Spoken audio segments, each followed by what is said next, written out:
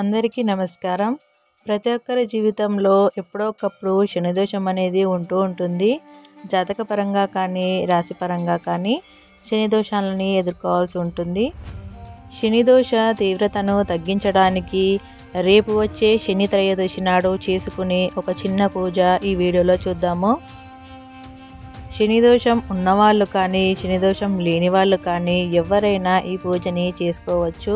ఈ శని త్రయోదశి ఈ శని భగవానుడికి ఎంతో ఇష్టమైన రోజు కాబట్టి ప్రత్యేకించి ఈ రోజు కొన్ని పరిహారాలు చేయడం వల్ల, శని పూజలు చేయడం వల్ల జాతకంలో ఉన్న అష్టమ శని, ఏళ్ళనాటి శని, అర్ధాష్టమ శని, సప్తక శని, మరే ఇతర శని దోషాలు ఉన్నా ఈ పరిహారం ద్వారా శనిదోషం అనేది తొలగింపజేసుకోవచ్చు.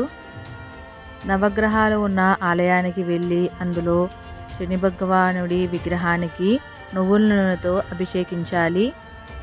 ఒక చిన్న నల్లని వస్త్రము అంటే లైనింగ్ పీస్ కానీ ఏదైనా మనకు షాప్లో దొరుకుతుంది. అందులో ఒక చిన్న ముక్కని కట్ చేసుకోండి.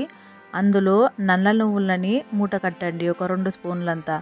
అది మన శని భగవానుడి పాదాల చింత పెట్టేయాలి. ఎప్పుడైనా ఒక విషయం మాత్రం గుర్తుంచుకోవాలి, ఎట్టి పరిస్థితుల్లోనూ ఆ గ్రహాలని మన చేతులతో తాకకూడదు. అభిషేకం కానీ ఈ నువ్వుల మూట కానీ ఇలా మన వేళ్ళు తగలకుండానే పెట్టాలి. ఆ తర్వాత 27 ప్రదక్షిణలు చేసుకోవాలి. ఎట్టి పరిస్థితుల్లోనూ ప్రదక్షిణలు చేసేటప్పుడు కూడా ఆ గ్రహాలని ముట్టుకునే ప్రయత్నం చేయకూడదు.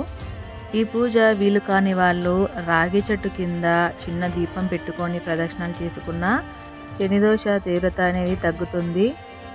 ఒక్కటి మాత్రం గుర్తుంచుకోండి, ఈ రాగి చెట్టుని శనివారం మాత్రమే ముట్టుకోవాలి, మిగతా రోజుల్లో ముట్టుకోకూడదు. అలా తాకినట్టయితే అక్కడ కూర్చున్న జ్యేష్ఠలక్ష్మి మనతో పాటు మన ఇంటికి వస్తుంది. జ్యేష్ఠలక్ష్మి అంటే దరిద్ర దేవత. ఇది వీలవ్వకపోతే కాకి కానీ కుక్కకి కానీ ఆహారం పెట్టినట్టయితే మనకి మంచి ఫలితాలు అనేటివి ఉంటాయి.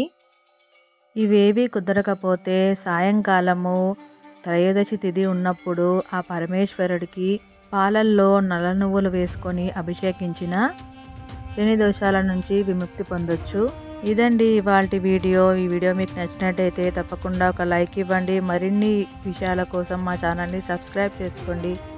ధన్యవాదాలు.